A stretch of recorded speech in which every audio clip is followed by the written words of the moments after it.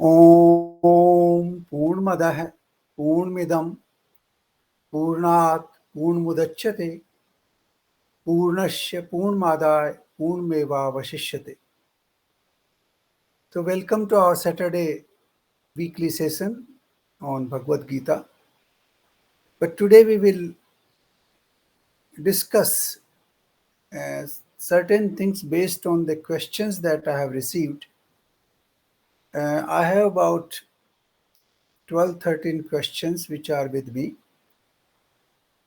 Some of them have been raised by Kamakshi. Kamakshi has joined us now, and she has been following us, so she has asked certain very profound questions. Then we have questions from Arunji, we have questions from Rajeshji. So we will go one by one. Now, the first question, I'll go by the message I have received from Kamakshi. The first question: in the face of life's challenges and adversities, how can one maintain inner peace and equilibrium? Now, this is a very common problem because we remain engaged in this world, and every single day we face problems. Sometimes problem in the office, sometimes at home, sometimes with neighbor, sometimes even political issues. People discuss and we get upset, we get angry. Sometimes, even natural calamities. For example, there's an earthquake somewhere and we get upset. Somebody get hurt known to us in an accident, we get upset. So all these things happen. Now this is happening because of one fundamental thing: the gap between our expectations and the reality. What we expect, for example, what we expect from our neighbor, that he will conduct himself properly and he will not throw the garbage in front of my house. If he does, it upsets us. We expect from our employees that he will do his work, honestly and professionally. But if he doesn't do, it makes you upset.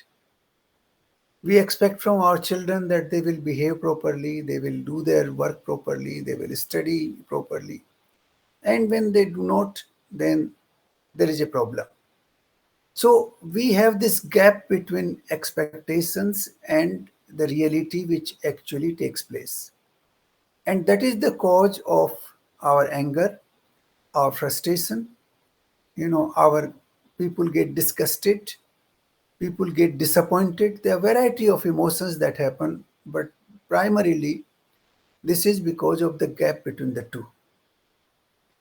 Now, if we want to get out of that, then the second question which Kamakshi has asked, that actually solved the problem.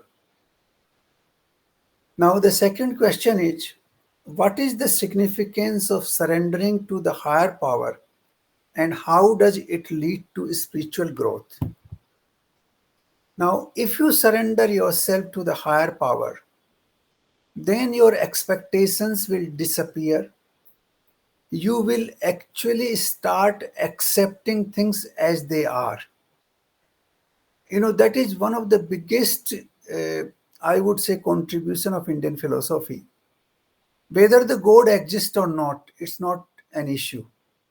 Whether it doesn't exist doesn't matter. The issue here is that there is a power, higher power than what we are. And if we are able to surrender to that power and accept the results as they come, then this gap between the expectation and reality will not arise. Now, I have faced this problem myself in my profession as well as in my personal life. And there are occasions when I used to get angry, I used to get upset, I used to get frustrated.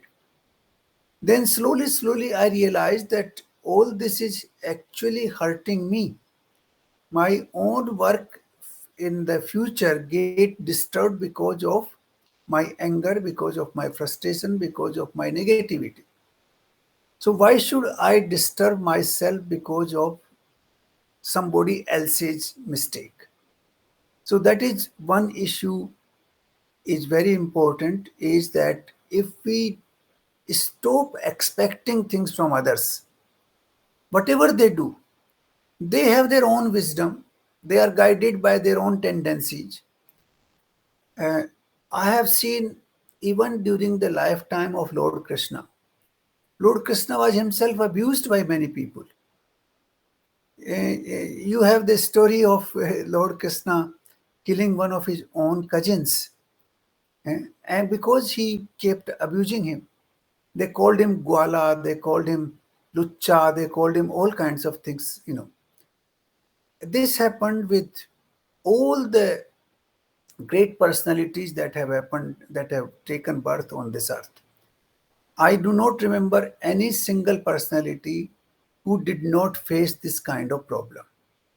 So these problems are inevitable because human beings have, you know, their own mind, their own approach, their own way of looking at things.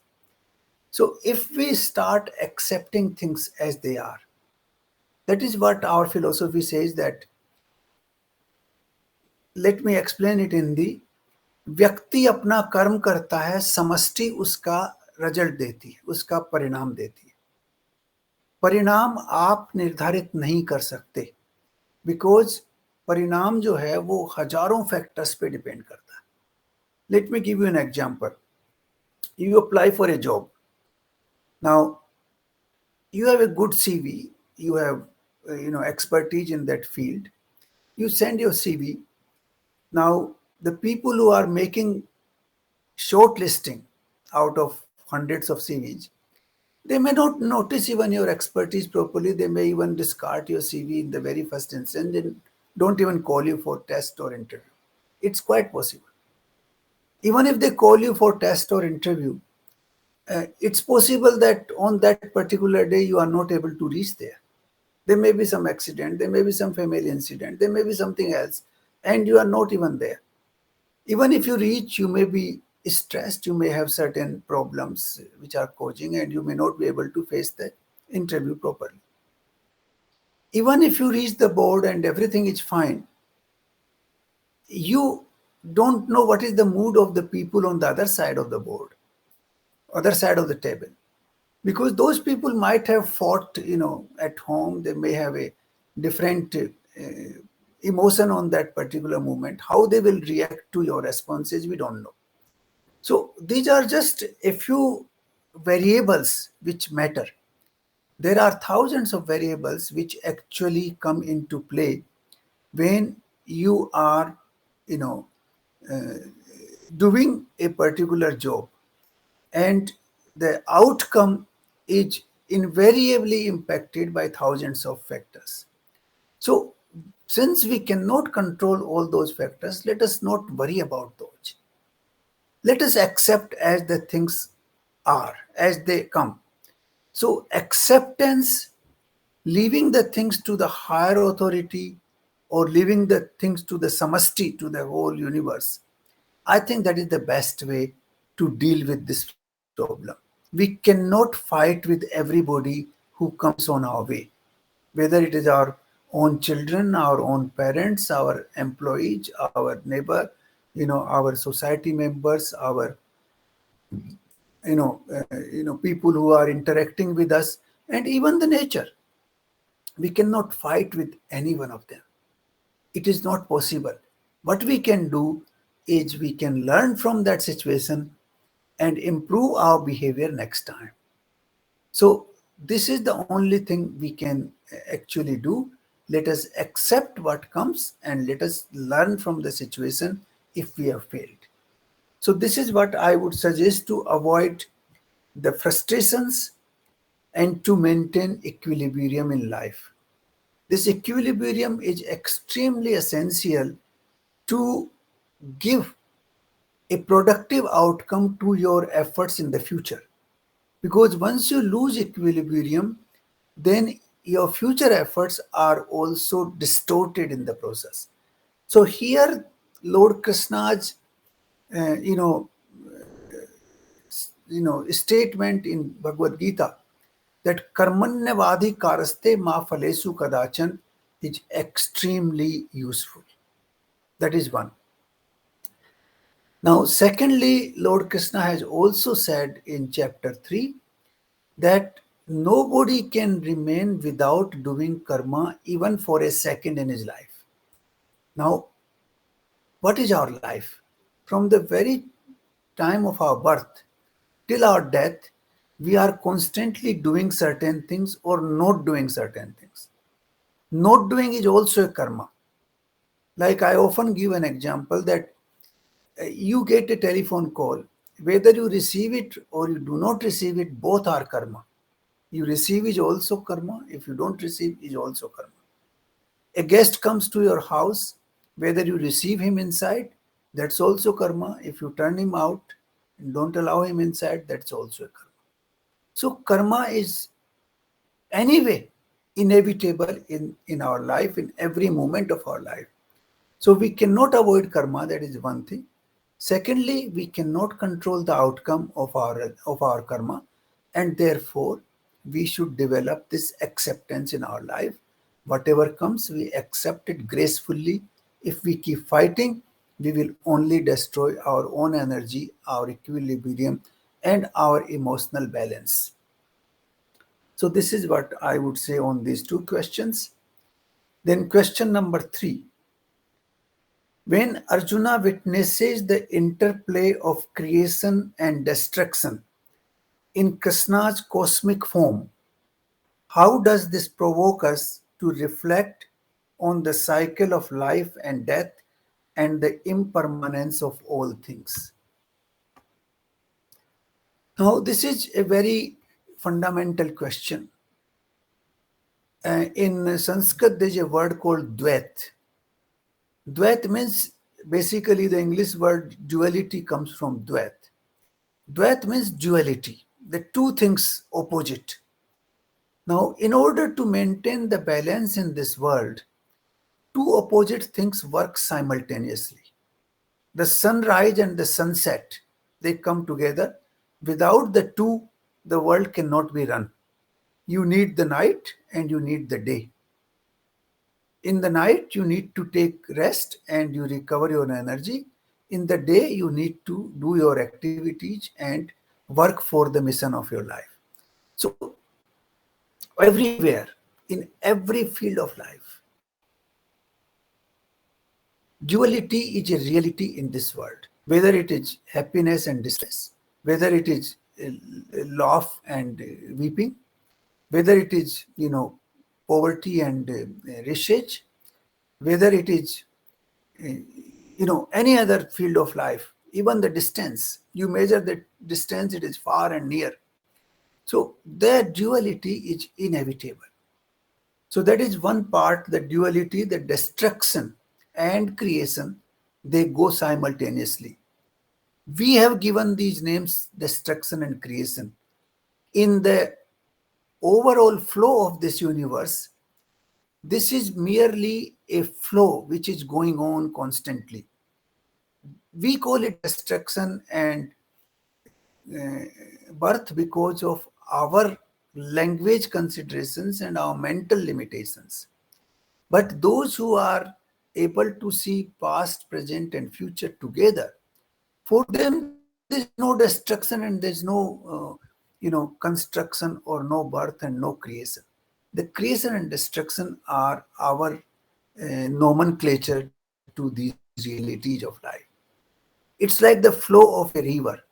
Now, river keeps flowing and goes into the ocean, and then again the ocean water goes up because of the sun heat, goes up and the rains come, and then there's a rainfall, there's a snowfall, and then the river continues to flow again, goes to the ocean. The water cycle continues, whether it is the river, whether it is lakes, whether it is another body of water, underground water, all this flow continues. So in the overall context of the universe, there is no creation, no destruction. It's all existence constantly. But in our language, it is actually a creation and a destruction. So this is how we look at things. But the duality in this world where we live is a reality in every sense of the life. When we are born, our death is certain. But as Lord Krishna has said in chapter 2, we are neither born nor dead. It is only the body which is born and which is dying. Body is like the clothing, which he has said, as we change our clothes, the soul also changes its cloth. So there's no basically change at all. The change is only of the clothing.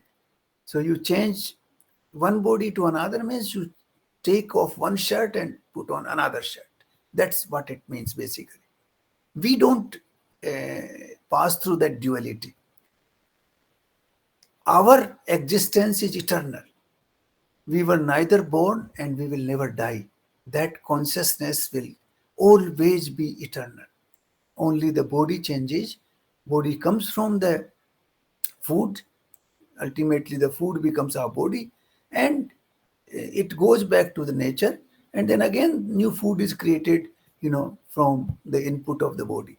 Not only our body, but, bodies of all that exist in this universe. All species of life, all plantation, all herbs, everything which we see is the same cycle. So the cycle is a necessity to run this universe. Otherwise, there would be no movement. If a tree is grown and stands still for ages eternally, there's no, movement at all in the world. Without movement, the world will stop. Then it comes to a state of frozen universe. There would be no change at all. And which universe would be actually a very boring place to live? It would be the worst place to live because nothing is changing there. It's always constant. So we live in this world which is subject to all these changes. These variations are variations to our mind because mind and intellect have their limitations. But those people who understand the world from past and the future angle, they feel that there is no duality. This is a constant flow like a river. The life flows in this universe. The life exists. The person comes and person dies, but the life constantly exists. The various species come and go, but life exists. So this is what we have to understand from this cosmic form, that life will always exist. Life has been in existence forever. Only change happens is the form which changes, the name which changes. Name and forms, नाम and रूप, ये संस्कृत में ये दो चीजें हैं. नाम और रूप बदलते रहते हैं, सच्चाई नहीं बदलती. The reality remains the same. So this is what happens in terms of the cosmic form of the Supreme, where we see both the creation and the destruction. In fact, the word creation is not a right word for it's the actual Sanskrit word is called srashta. Srashta is the expression of self. Then an example which is often given in Upanishad is that जैसे मकड़ी अपने अंदर से ही सामान निकाल के जाला बनाती है और उसको वापस निकल जाती है, उसी तरह से परमात्मा या कॉन्शियसनेस अपने अंदर से ही पूरे संसार को व्यक्त करता है और फिर उसको अपने अंदर ही विलय कर लेता है, अपने अंदर ही समा लेता है. So it is not actually a creation, it is basically the Srashta appears in the Srashti constantly, like the makdi appears in the jal, because the all material of the makdi comes from her own body. Similarly, the entire material of this universe comes from the Srashta, comes from from the Supreme, and then it goes back to the Supreme. So this is basically a what you call,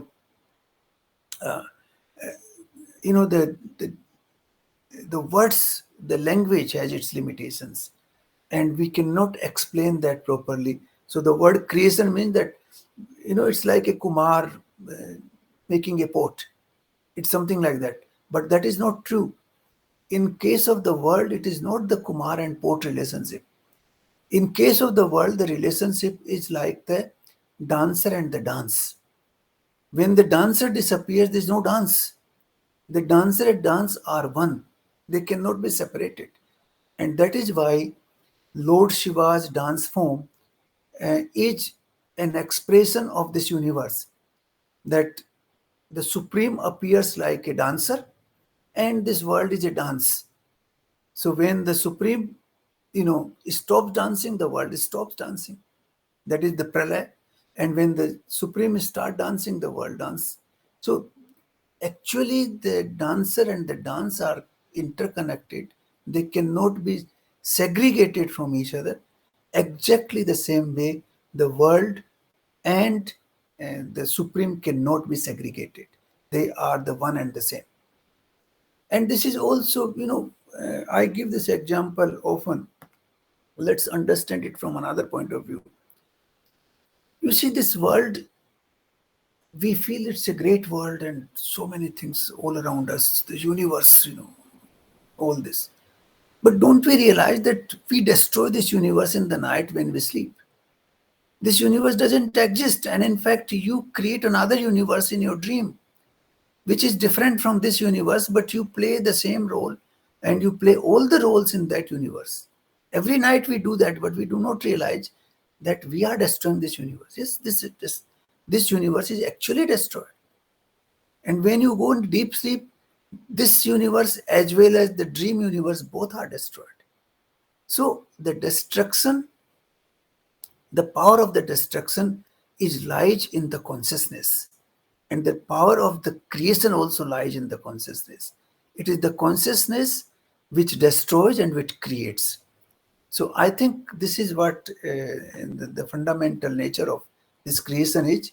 It is the consciousness which is eternal, which is which never originated, which will never be destroyed, and that keeps changing its name and form, keeps creating new universes, keeps giving birth to all kinds of things.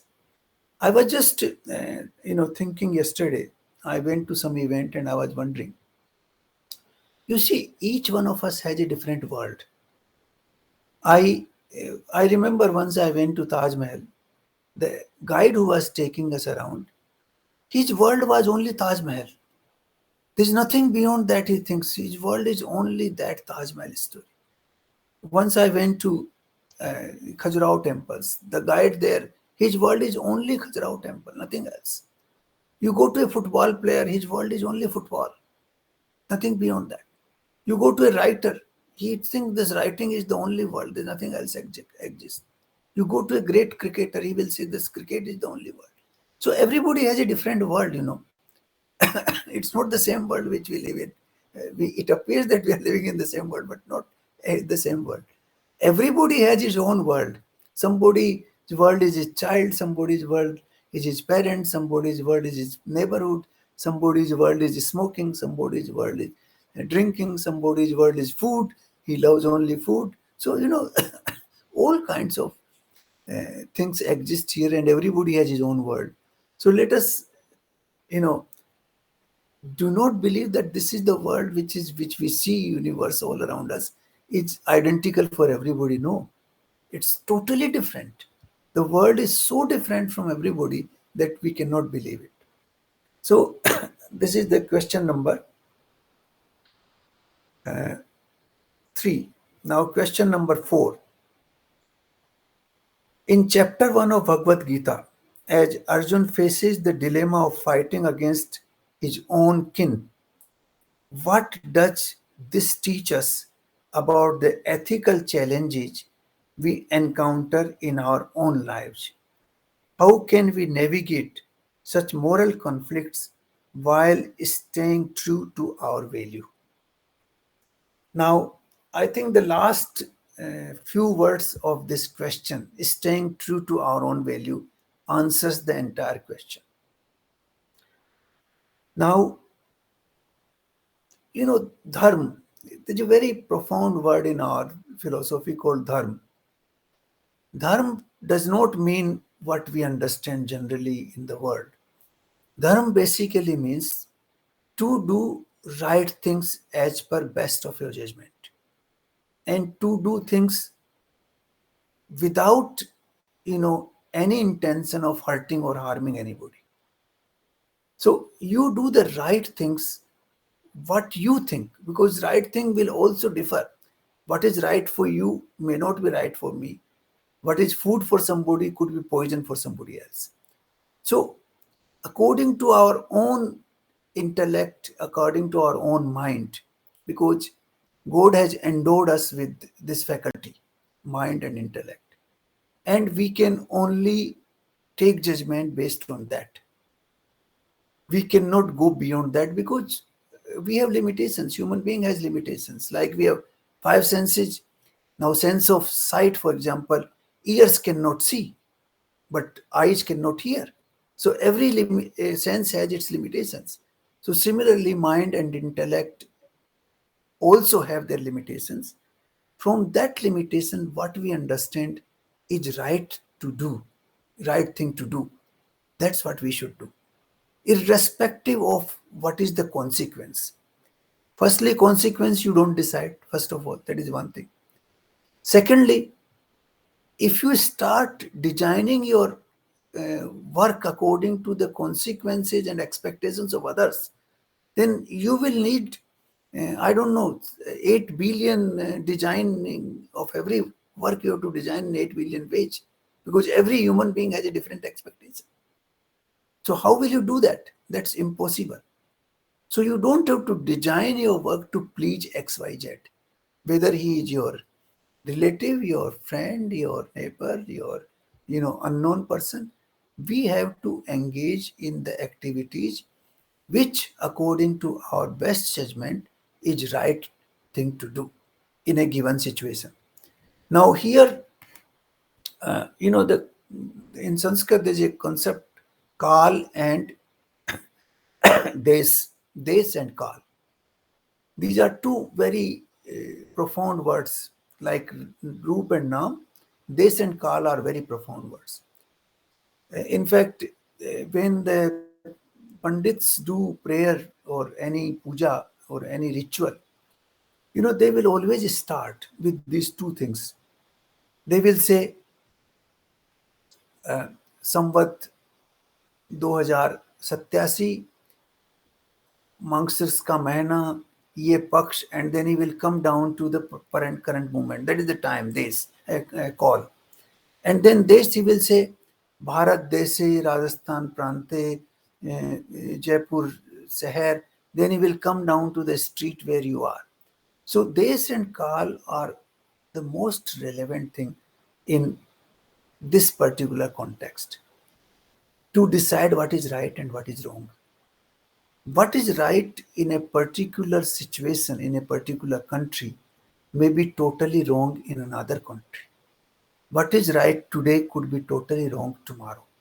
So sometimes we interpret the historical events in the present context, which is not a good idea, because the context has changed, and therefore right and wrong could change as well in the worldly language. Right and wrong in the eternal language is constant, it never changes. But in the world's language, it always changes. You look at our own history in the last 20 years. Last 20 years, I have seen, with my own eyes now, it was very important for the young children to follow the advice of their parents. Now today, parents, in fact, the children have become very independent, and parents have accepted it. They don't want to interfere in the decision making process of their children. Earlier it was accepted norm that the parents will decide and children will accept. Today it is not that case. It has changed completely. Now today it has also changed whether a guy marries or a lady marries or doesn't marry. They have their own decision making power. Earlier it was considered absolutely necessary that they must marry. Now today they feel, why should? The other day I was talking to, one of my, in fact, Mary Doiti se. She is 12 years old. Now, there was a painting on the wall which was slightly tilted. So I said, this is little tilted. Why don't you make it straight? So she says, what is wrong about this tilted painting? This is also right. This can be also the way to look at things. So you see, what is right and what is wrong depends on the individual, first of all, depends on the time and place also. So this concept we must keep in mind. There's in the worldly language, there is no fixed definition of right and wrong. The definition of right and wrong depends on the circumstances, depends on the time, and depends on the place you are in. Circumstances means the place and the time put together.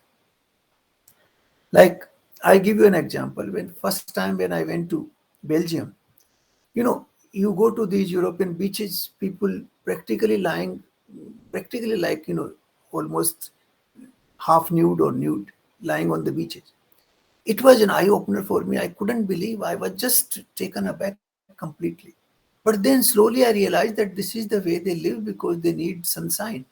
They don't get enough sun during rest of the year, and therefore they want to take, you know, best use of the sun when the sun is available. And if you do the same thing, you go to Saudi Arabia, if you expect that, it would be a disaster.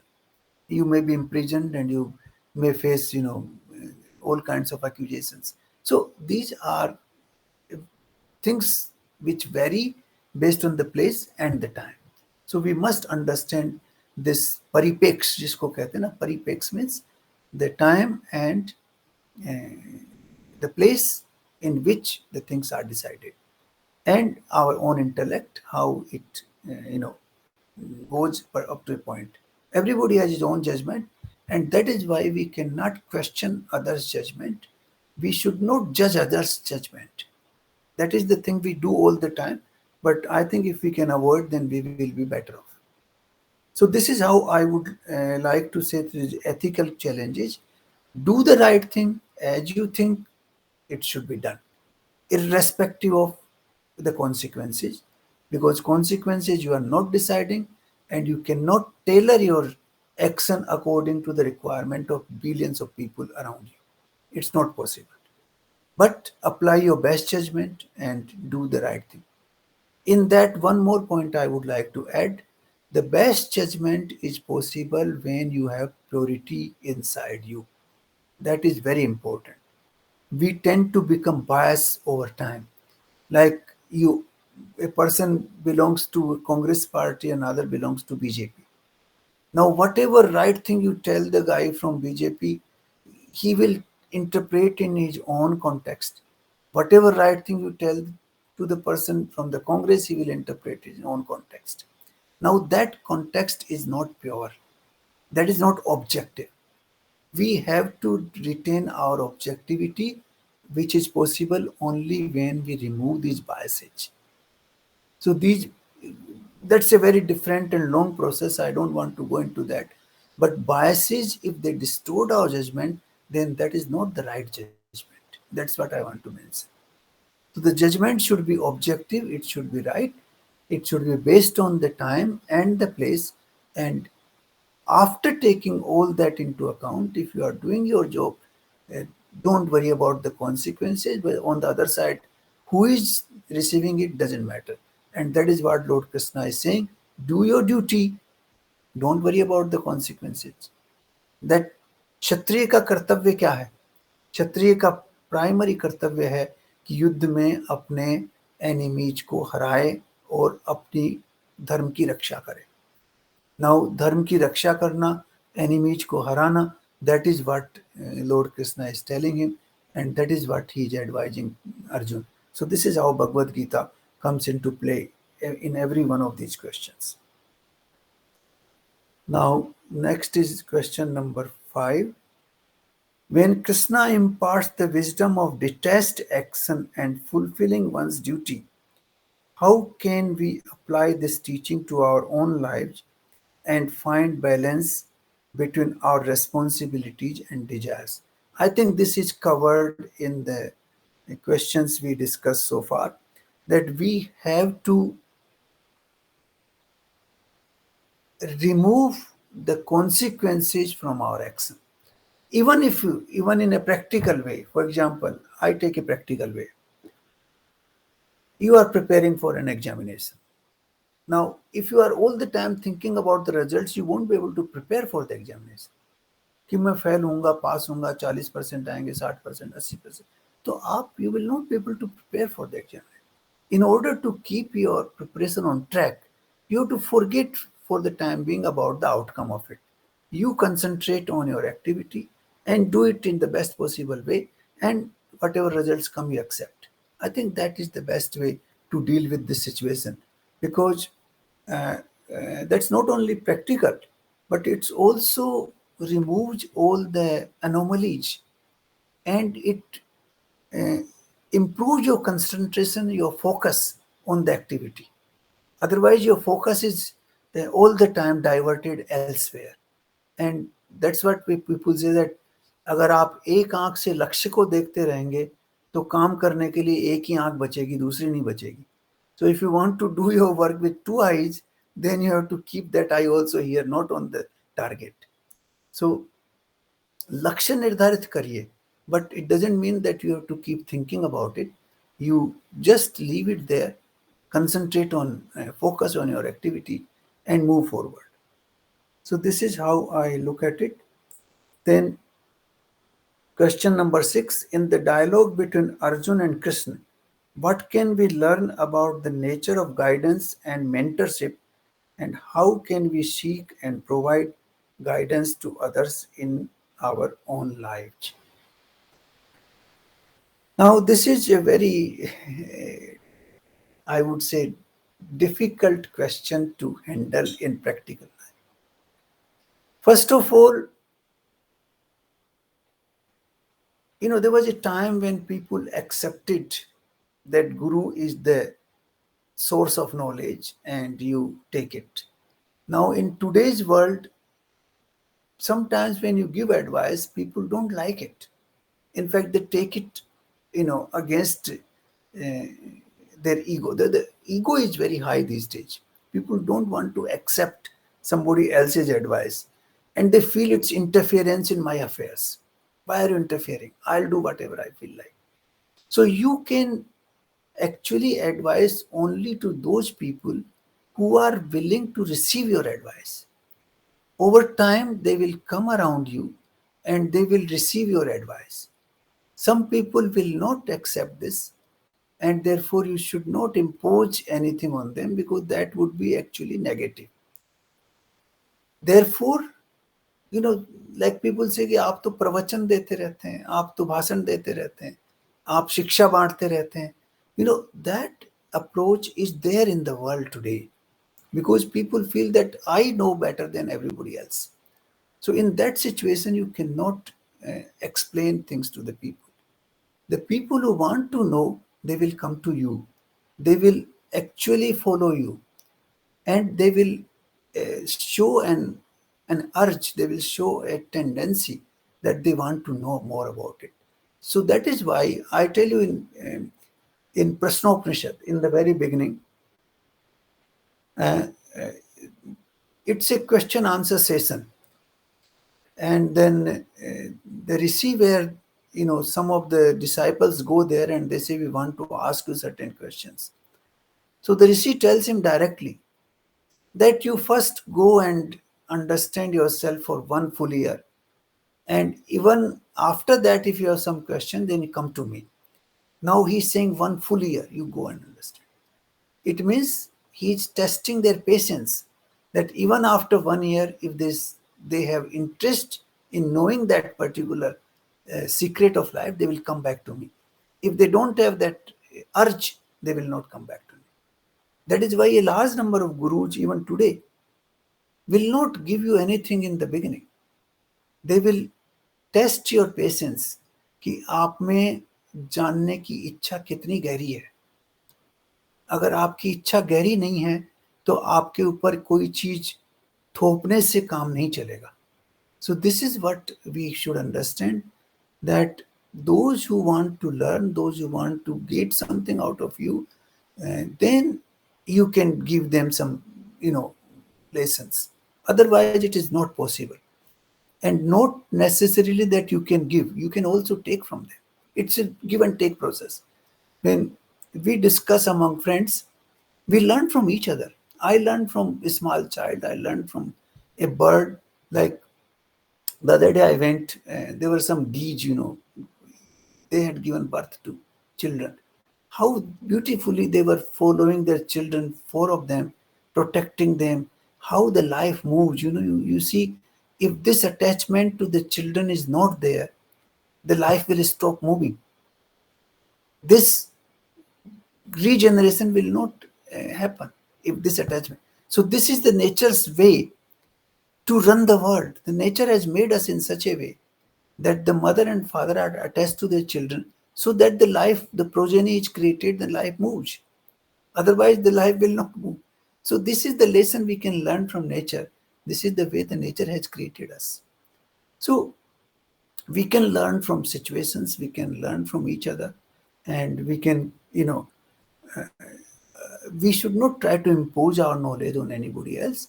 Those people who are interested, they will continue to follow us, they will continue to ask their questions, and then we can discuss and we can learn from each other.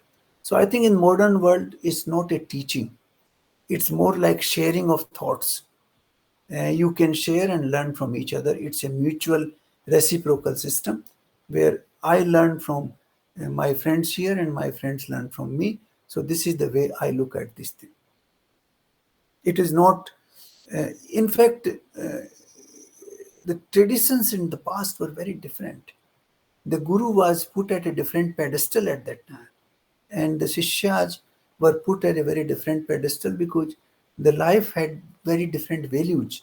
Today's value system is very different, and therefore we cannot apply those standards today. We don't even, follow our parents' advice these days. So, uh, guru is, comes after that. And then the last question is,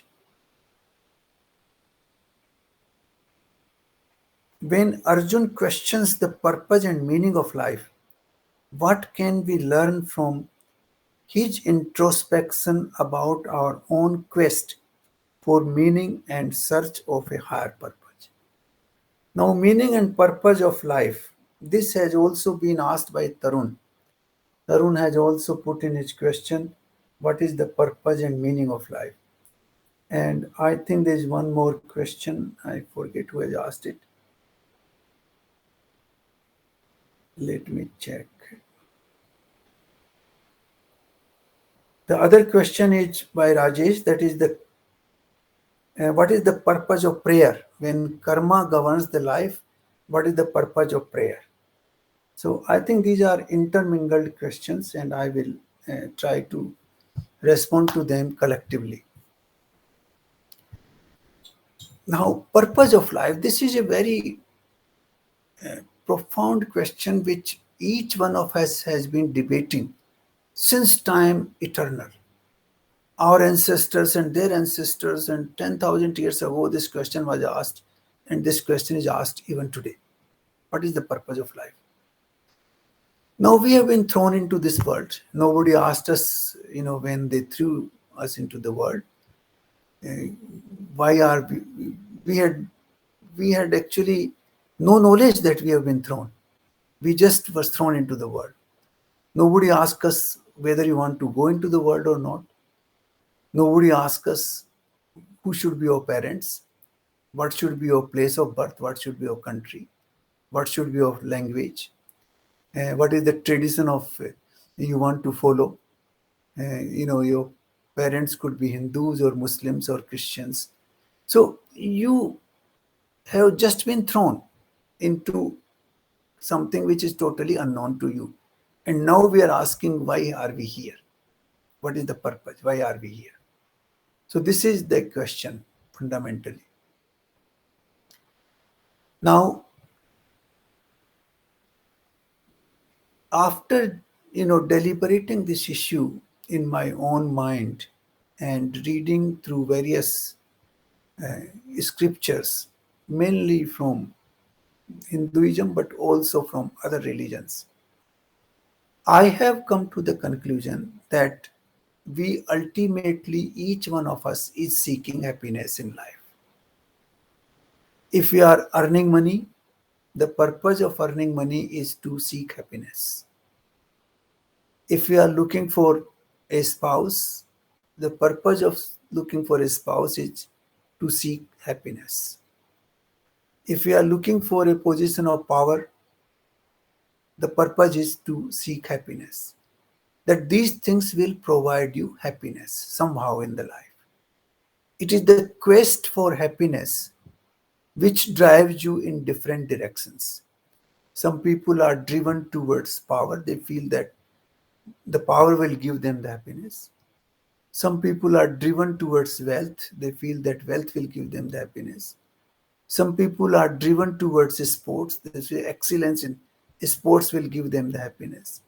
Some people are driven towards music and dance, they feel this will give them happiness. So there are various, uh, methods which we look for to derive our happiness. Quite often, it is also possible that we don't know what we are looking for, because you try one thing, then you find, oh, this is not the one I want, then you change it to something else, then you change it to something else. That process also goes on in the minds of many people. So happiness is a very force, is the only force which actually keeps us driving here and there. But we do not know how to get happiness, how to, you know, ultimately reach that point. And sometimes we don't even know what is the meaning of happiness, because the temporary happiness, which we can call pleasure or even happiness, is not really going to get us far beyond a point. For example, you are looking for a car. Now you earn some money, you borrow some money, you put together your resources, and finally, after 1 or 2 years, you buy a car. Now, as soon as you buy a car, till you bought the car, there was a driving force. But once you bought the car, after 1 or 2 months, you will get used to it, and something else will come in your mind.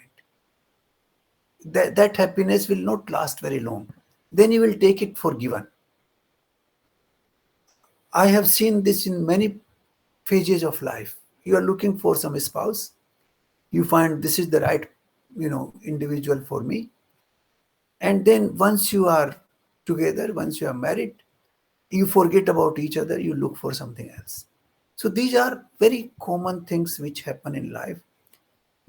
You drive yourself to attain certain things thinking that this will give you happiness.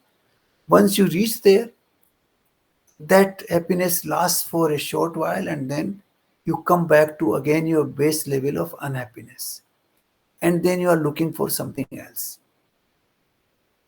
So these are constantly happening, and I have seen this more in the Western world, where people have earned a lot of wealth. They've tasted all variety of food, all variety of restaurants. They've traveled around the world. They've also tasted power, and then they feel unhappy. Some people commit suicide, and you will find many people. Yesterday, I was with a Korean couple, and we were discussing that Korea is a very prosperous society today. Per capita income is very high there, and the highest suicide rate is in Korea in the world. Suicide rate. I was told that 99 people out of 1,000 die because of suicide. Now, 1,000 death and 99 dying out because of suicide, it's a very high rate. So these are the things that are happening. So we are looking for happiness here and there, but we get that so-called transient happiness or pleasure, which lasts for a while and then again get converted to unhappiness, and then we are looking for something else. So this is the process we are engaged into the world most of the time. Everybody remains engaged in this process most of the time. Now, what is the true happiness? The true happiness, actually, this is the concept which has been actually propounded in a very profound manner by our ancestors, by uh, our rishis and our munis. They have told us that once you are able to know yourself, who you are, then the true happiness will come to you automatically. Once you are able to distinguish between your body and your own self, who you are, and how your mechanism function, then you reach the true happiness.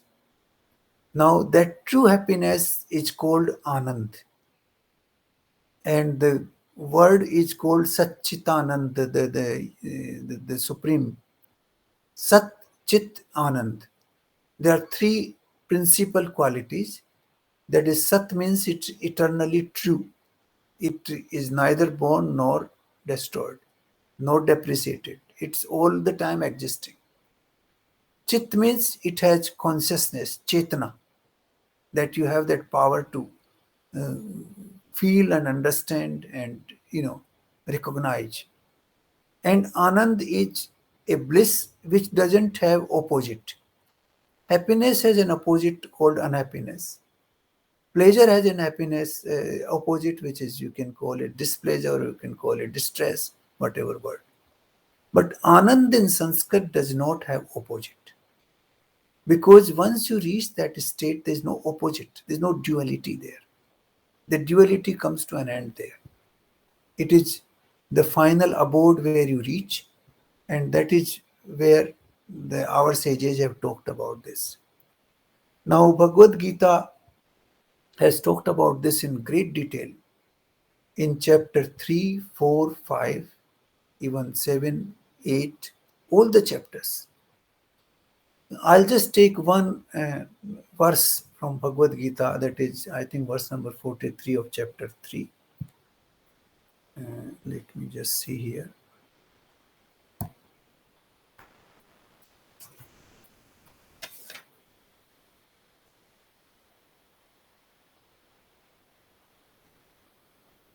Yeah, 42.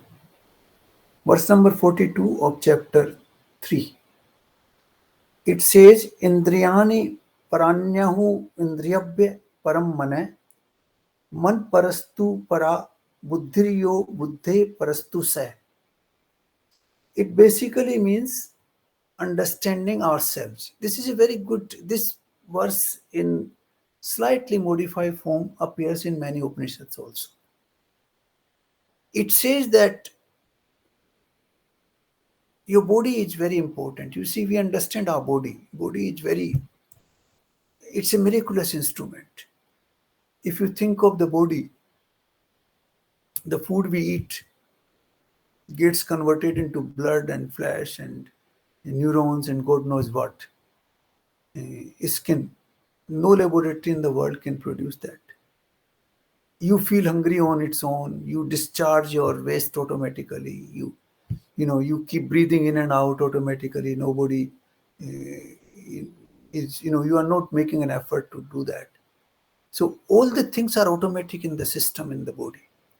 Your blood circulates about 1,000 kilometer in a day. In the liver creates, I believe, some 4,000-5,000 variety of chemicals, which scientists say that it will take at least 5 square kilometer of space to create those kind of factories, to create those chemicals which the liver is creating in your body. So all these things, it's a miraculous, thing. Uh, the doctors, after working for lives and lives, they have not been able to understand how it operates. So this is a miraculous creation, but this is the weakest. It is controlled by senses.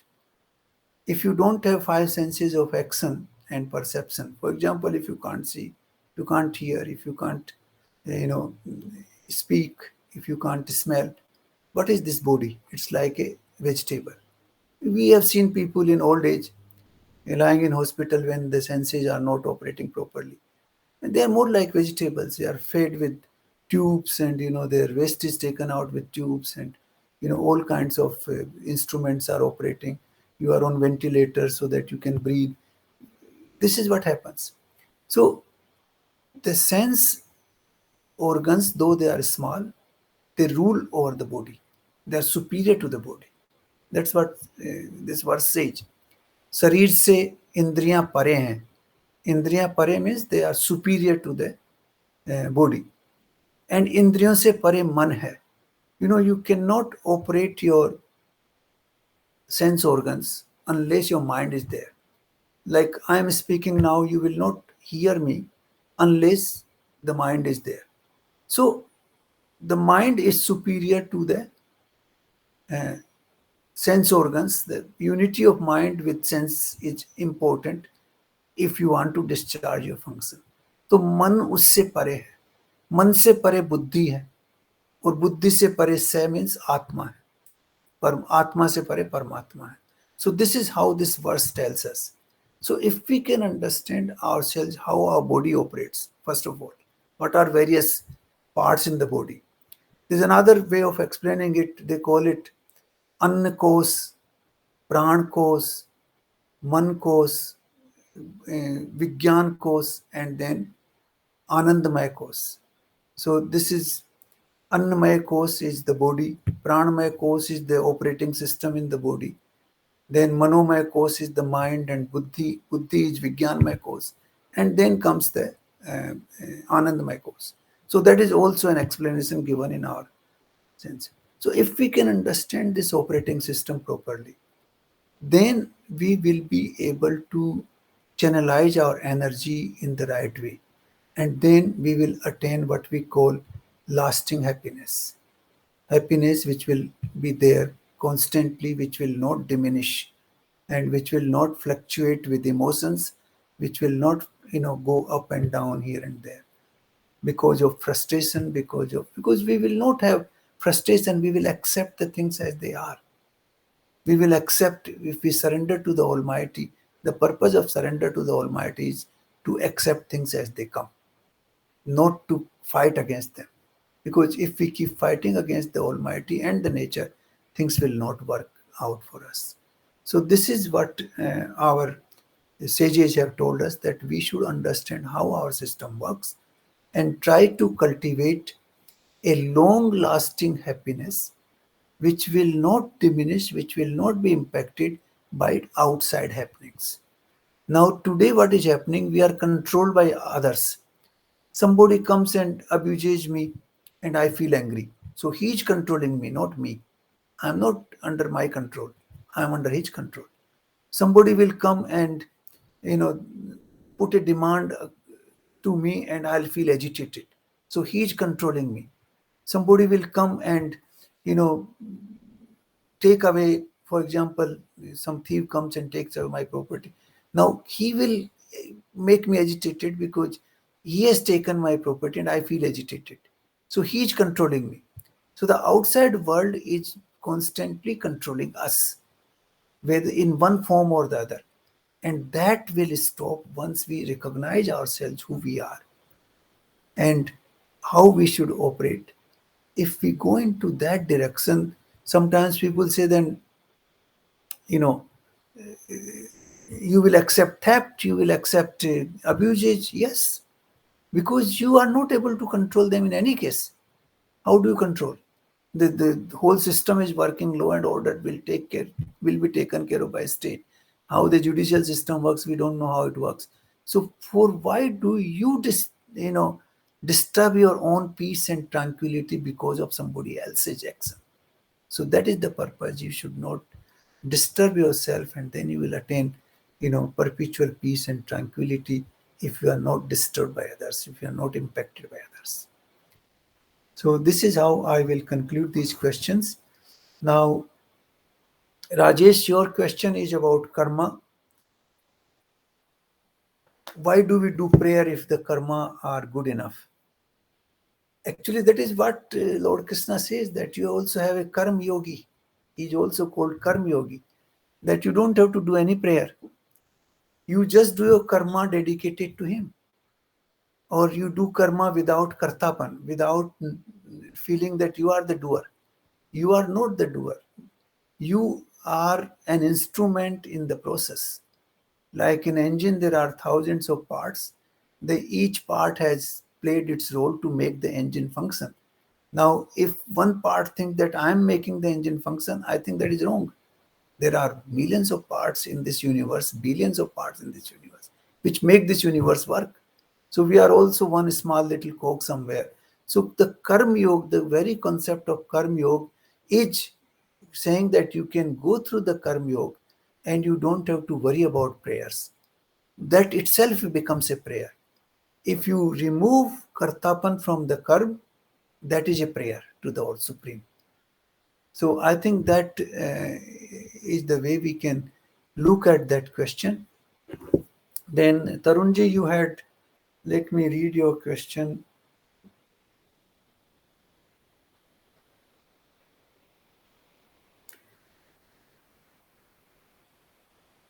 From your lectures as well as other gurus, the purpose of study is how we should perform our duty, our daily life.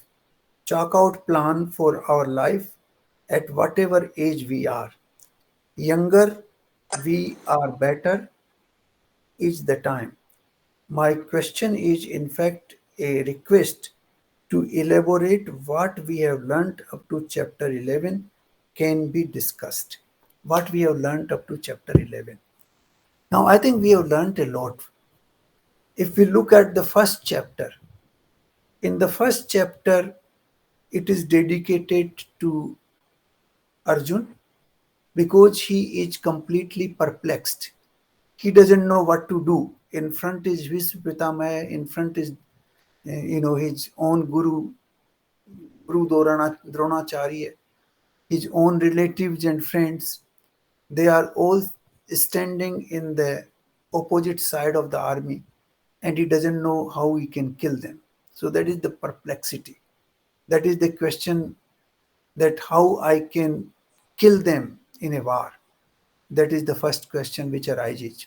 And that question that he ultimately, Lord Krishna says to him, that you follow your duty. Don't worry about the consequences. As Kshatriya, your duty is to destroy the enemies and to preserve the dharma. That is your duty. So I think we have to do that in our life also. What we think is right thing to do, we should continue to follow that.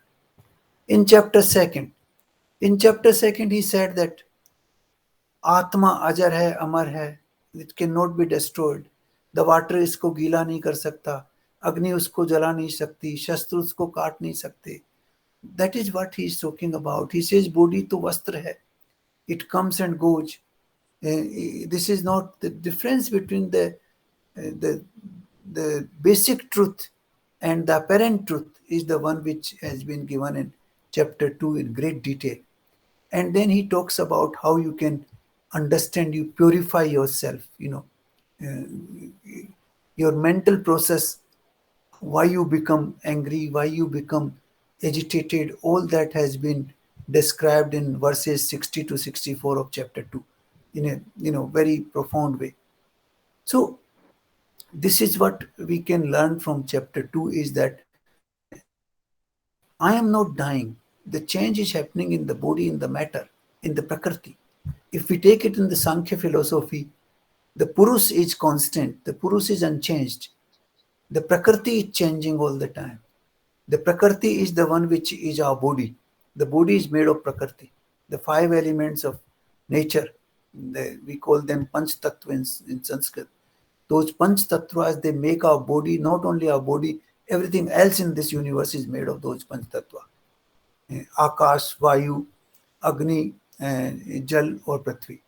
These are the five elements that make the whole universe, which is manifest, which is existing in front of our eyes. And we are constant, we are not changing at all. So this is what we can learn from second chapter, that the Prakriti keeps changing, the manifestation keeps changing, but the consciousness is constant and unchanging, remains, without any change at all. And then the third chapter is more primarily dedicated to karma, that you have to do work. Without action, you cannot live in this world even for a second. But that action has three elements. If you link outcome with the action, then you are in trouble. Then you will get frustration, you will get unhappiness, you will feel bad, all kinds of things will happen. But if you remove the outcome from the action, then you will be fine. The other thing is that you remove that you are not the doer. You are being told to do. You are being, you know, everybody in this universe has a mission and he has been sent for that mission. So you continue to do your mission. You are not the doer. You have been sent to do that thing and you are doing that as an instrument of the supreme. So that is another way of looking at the theory of karma, that you are not the doer, but you have been sent as an instrument to do certain things, like we do in a machine. Lot of parts are there. We are one of the parts in this universe, a small little part. So the chapter 3 is primarily on karma and how we can use karma as prayer and as, you know, and advancing it to understand our own selves and to remove all our agitations, all our, emotional disturbance which we fall into. Then chapter number 4, first time he talks about yoga.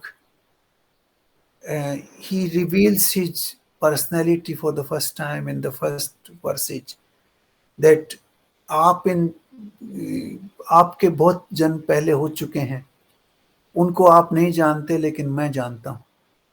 Now that means that he has told him for the first time that, he is not Krishna alone, he is also the Brahman, he is also the Supreme. So he reveals certain things first time, and then he talks about yoga all the time. What is yoga, karma yoga, and but how you can actually achieve that yoga in practical life. So chapter number 4 is very profound in that sense. I think that gives us very practical aspects to which we can practice in life. It also talks about meditation. It talks about, you know, what is right thing to do, what is your dharma. So these things are very important in chapter number 4. Now, chapter number 5, chapter number 4, he also talks about the four, what we call Brahman, Kshatriya, Vaishya, and Sudra. He talks about the division of work in the society. It's not hierarchical. It is not, to show somebody higher and lower, but it is the distribution of work. We are made, even today, we are made that way. There are some people who are scientists, they like to be scientists. Some people like to be teachers. Some people like to become businessmen. Some people like to fight they are aggressive, they have they have this. So we have all these things which are happening in the world. So this whole, I would say, so the whole value of that system was lost because of the hierarchical nature which was brought into this later on. So he talks about that also in the chapter number 4. And he talks about karma in greater detail. He talks about how senses work, how you can become yukt, how you can become one with the Supreme. Very, very profound things in chapter number 4. And that continues in terms of sannyas. Then, Arjun asks sannyas or कर्म में क्या फर्क है, संन्यास और योगी में क्या फर्क है. So all those questions are further compounded and explained. And then I'll come to chapter number 7, where he starts telling what is this world. He tells, like, the Supreme. He tells first of all that out of millions, very few people want to know me. And those who want to know, out of those millions, one or two actually understand me, starts with that. And then he tells that I have two variety of nature, that is para and apara. Apara is the one which is divided into 8 parts. That is five great elements, that is Akash, Vayu, Agni, Jal, Prithvi, and then Man, Buddhi or Ahankar. These are the 8 divisions of Apara Shakti. And then there is a Parashakti which is consciousness. So Apara is basically nature. In Sankhya system, we can call it Prakriti. And Para is basically Purush, which is the consciousness, which provides you the power to understand things and which makes your uh, operational system active, which makes you operational. Through the senses you see, through the ears you hear, through the mind you understand, through intellect you analyze. All that comes because of the Parashakti, because of the consciousness you have inside. So, these are very profound chapters. We can learn a lot of things from them, both in terms of the science and also in terms of our own self and how we get into distress. So I think basically I would summarize here.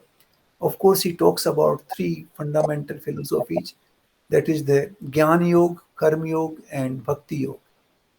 The Bhakti Yoga will come in more profound nature in chapter 12 onwards. But Jnana Yoga is fundamental. Jnana Yoga, you have to know things before you can get into Karma Yoga also. Because what is the difference between karma, how the karma should be done, at least that knowledge we have to have. That is why at one stage he has said कि ज्ञान के समक्ष पवित्र करने वाला संसार में कोई नहीं है. This is the one phrase which he has used, and that is very important. We have to know things first. We have to understand. Now, before I conclude this session on this today, I would like to say two different things I would like to analyze. One is Vidya and Gyan. What is the difference between Vidya and Gyan? Now, Vid Shabd is the root of Vidya.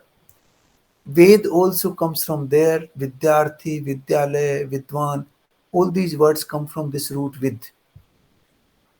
Now, Vid is basically knowledge.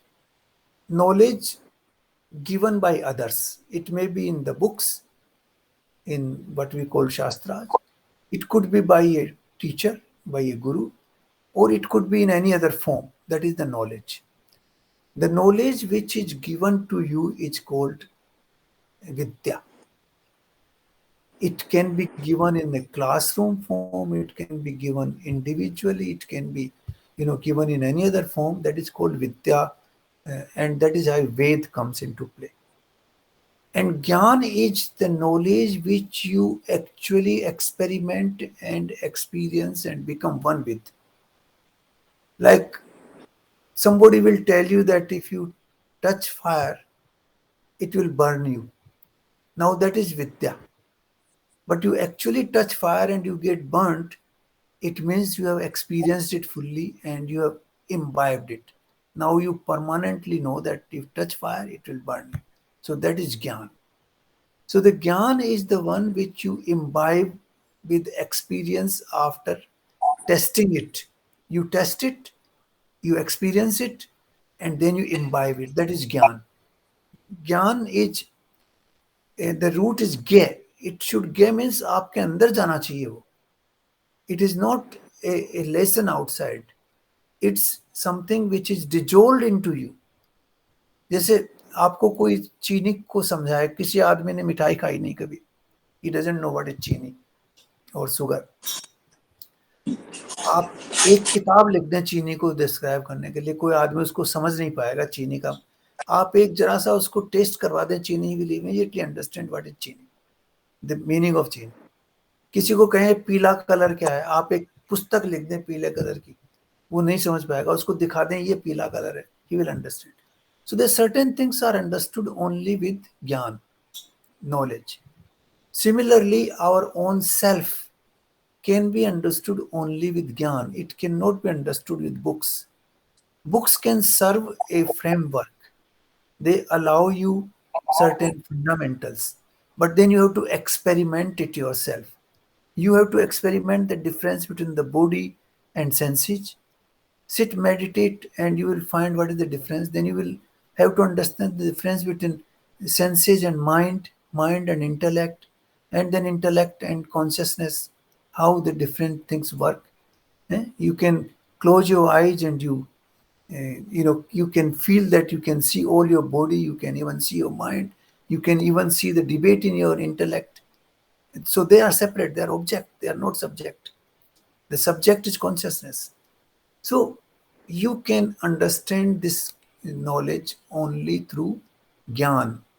ये विद्या से नहीं आ सकता. विद्या से you get a framework, you develop a curiosity, you develop certain parameters, but then ultimately when you get into this, you have to experience it personally. So that is the vidya or gyan. ये एक शब्द with and ge. Then another thing which I wanted to mention today is the power of thought. Power of thought is very important.